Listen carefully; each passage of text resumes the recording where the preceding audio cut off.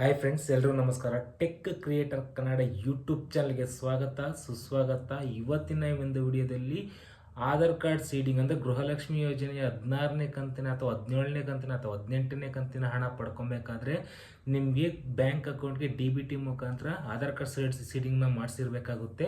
ಅದನ್ನ ಯಾವ bank account ಮೊದಲು ಅಕೌಂಟ್ಗೆ ದುಡ್ಡು ಬರುತ್ತೆ ಅಥವಾ ಯಾವ ಬ್ಯಾಂಕ್ ಅಕೌಂಟಲ್ಲಿ ಮಾಡಿಸಿದ್ರೆ ನಿಮಗೆ ಬೇಗ ದುಡ್ಡು ಬರುತ್ತೆ ಅಥವಾ ಆಧಾರ್ ಕಾರ್ಡ್ ಸೀಡಿಂಗ್ನ ಹೇಗೆ ಮಾಡಿಸ್ಕೊಳ್ಳೋದು ಅಂತ ಈ ವಿಡಿಯೋದಲ್ಲಿ ಕಂಪ್ಲೀಟಾಗಿ ಮಾಹಿತಿನ ತಿಳ್ಕೊಳ್ಳೋಣ.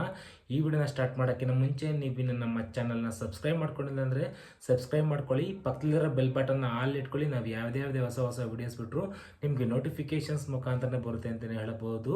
ಮೊದಲಿಗೆ ಆಧಾರ್ ಕಾರ್ಡ್ ಸೀಡಿಂಗ್ ಏನಂತಂದರೆ ನಿಮಗೆ ಸರ್ಕಾರದ ಕಡೆಯಿಂದ ಗೌರ್ಮೆಂಟ್ ಸ್ಕೀಮ್ಸ್ ಅಂದರೆ ಗೃಹಲಕ್ಷ್ಮಿ ಆಗಲಿ, ಅನ್ನಭಾಗ್ಯ ಯೋಜನೆ ಆಗಲಿ ಅಥವಾ ಕೇಂದ್ರ ಸರ್ಕಾರದ PM ಕಿಸಾನ್ ಯೋಜನೆ ಆಗಲಿ ಅಥವಾ ಕೇಂದ್ರ ಸರ್ಕಾರದ ಅಥವಾ ರಾಜ್ಯ ಸರ್ಕಾರದ ಆಗಲಿ ಯಾವುದೇ ಗೌರ್ಮೆಂಟ್ ಸ್ಕೀಮ್ನ ನೀವು ಹಣವನ್ನು ಪಡ್ಕೊಬೇಕಂದ್ರೆ ಸ್ಕಾಲರ್ಶಿಪ್ಸ್ ಆಗಲಿ ನೀವು ಹಣವನ್ನು ಪಡ್ಕೊಬೇಕಂದ್ರೆ ನೀವು ಆಧಾರ್ ಕಾರ್ಡ್ ಸೀಡಿಂಗ್ಸ್ನ ಕಡ್ಡಾಯವಾಗಿ ಮಾಡಿಸಿರ್ಬೇಕಾಗುತ್ತೆ. ಯಾಕೆಂತಂದರೆ ನಿಮಗೆ ಆಧಾರ್ ಕಾರ್ಡ್ ಸೀಡಿಂಗ್ಸ್ ಮಾಡಿಸಿದ್ರೆ DBT ಮುಖಾಂತರ ನಿಮ್ಮ ಅಕೌಂಟ್ಗೆ ಹಣವನ್ನು ಜಮಾ ಮಾಡ್ತಾರೆ ಅಂತ. ಹೇಗೆ ವರ್ಕ್ ಆಗುತ್ತೆ ಅಂತಂದರೆ ನೀವು ಬ್ಯಾಂಕ್ ಅಕೌಂಟಲ್ಲಿ ಬ್ಯಾಂಕ್ ಅಕೌಂಟಿಗೆ ಆಧಾರ್ ಕಾರ್ಡ್ನ ಕಡ್ಡಾಯವಾಗಿ ಲಿಂಕ್ ಮಾಡಿಸಿರ್ಬೇಕು. ನೀವು ಯಾವುದೇ ಬ್ಯಾಂಕ್ ಅಕೌಂಟಲ್ಲಿ ಲಿಂಕ್ ಮಾಡಿಸಿರ್ತೀರ ಆ ಬ್ಯಾಂಕ್ ಅಕೌಂಟ್ಗೆ ನಿಮ್ಮ ಗೌರ್ಮೆಂಟ್ ಸ್ಕೀಮ್ಸ್ನ ಹಣ ವರ್ಗಾವಣೆ ಆಗುತ್ತೆ. ನೀವೇನಾದ್ರು ಆಧಾರ್ ಕಾರ್ಡ್ನ ಸೀಡಿಂಗ್ಸ್ನ ಮಾಡಿಸಿ ನೀವೇನಾದ್ರು ಮತ್ತೆ ಬ್ಯಾಂಕ್ ಅಕೌಂಟ್ನ ಚೇಂಜ್ ಮಾಡಿಕೊಂಡ್ರೆ ತುಂಬ ತೊಂದರೆ ಆಗುತ್ತೆ. ಯಾಕೆಂತಂದರೆ ನೀವು ಮೊದಲನೇ ಅಕೌಂಟ್ ಮಾಡಿಸಿರ್ತೀರಲ್ಲ ಆ ಅಕೌಂಟ್ಗೆ ಅಮೌಂಟ್ ಹೋಗ್ತಾ ಇರುತ್ತೆ. ನೀವು ಅಕೌಂಟ್ ಯೂಸ್ ಮಾಡ್ತಿಲ್ಲ ಅಂದರೆ ನಿಮಗೆ ಅಕೌಂಟಲ್ಲಿ ಹೋಗ್ತಿರುತ್ತೆ, ಬಟ್ ನಿಮ್ಗೆ ಅಮೌಂಟು ಕ್ರೆಡಿಟ್ ಆಗ್ತಿರಲ್ಲ. ಈ ಆಧಾರ್ ಕಾರ್ಡ್ ಸೀಡಿಂಗ್ ಮಾಡಿಸಿದ್ರೆ ನಿಮ್ಗೆ ಹೇಗೆ ವರ್ಕ್ ಆಗುತ್ತೆ ಅಂತಂದರೆ ನೀವು ಫೋನ್ಪೇ ಮುಖಾಂತರ ನೋಡ್ಬೋದು. ಈಗ ಫೋನ್ಪೇ ಮುಖಾಂತರ ನೀವು ಅಕೌಂಟ್ ನಂಬರ್ ಹಾಕಿ ಎಲ್ಲ ಡೀಟೇಲ್ಸ್ನ ಹಾಕೋದಿಲ್ಲ.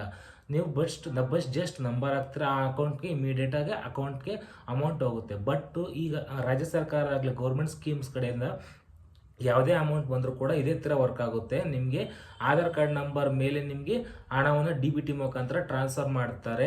ಗೌರ್ಮೆಂಟ್ ಸ್ಕೀಮ್ಸ್ ಯಾವುದೇ ಆಗಲಿ ನಿಮಗೆ ಮೊದಲನೇ ಇದೇ ಬ್ಯಾಂಕಿಗೆ ಬರುತ್ತೆ, ನಿಮ್ಮ ಕೆನರಾ ಬ್ಯಾಂಕಲ್ಲಿಗೆ ಬರುತ್ತೆ, SBI ಬ್ಯಾಂಕಿಗೆ ಬರುತ್ತೆ.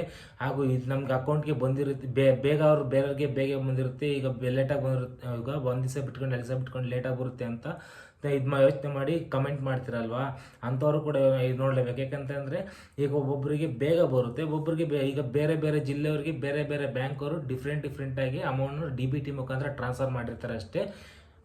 ಈ ಒಂದು ಮಾಹಿತಿ ಈ ವಿಡಿಯೋದಲ್ಲಿ ಆಗಿರುತ್ತೆ. ಫ್ರೆಂಡ್ಸ್, ಈ ಒಂದು ಮಾಹಿತಿ ಇಷ್ಟ ಆಗಿದೆ ಅಂತ ಅಂದ್ಕೊತೀನಿ. ಈ ಒಂದು ಮಾಹಿತಿ ಇಷ್ಟ ಆಗಿದ್ರೆ ಲೈಕ್ ಮಾಡಿ, ಕಮೆಂಟ್ ಮಾಡಿ, ನಿಮ್ಮ ಫ್ರೆಂಡ್ಸ್ ಫ್ಯಾಮಿಲಿ ಜೊತೆ ಶೇರ್ ಮಾಡ್ಕೊಳ್ಳಿ ಅಂತ ಹೇಳ್ತಾ ನೆಕ್ಸ್ಟ್ ವಿಡಿಯೋದಲ್ಲಿ ಸಿಗ್ತೀನಿ. ಅಲ್ಲಿವರೆಗೂ ಟೇಕ್ ಕೇರ್, ಬಾಯ್, ಜೈ ಹಿಂದ್, ಜೈ ಕರ್ನಾಟಕ ಮಾತು.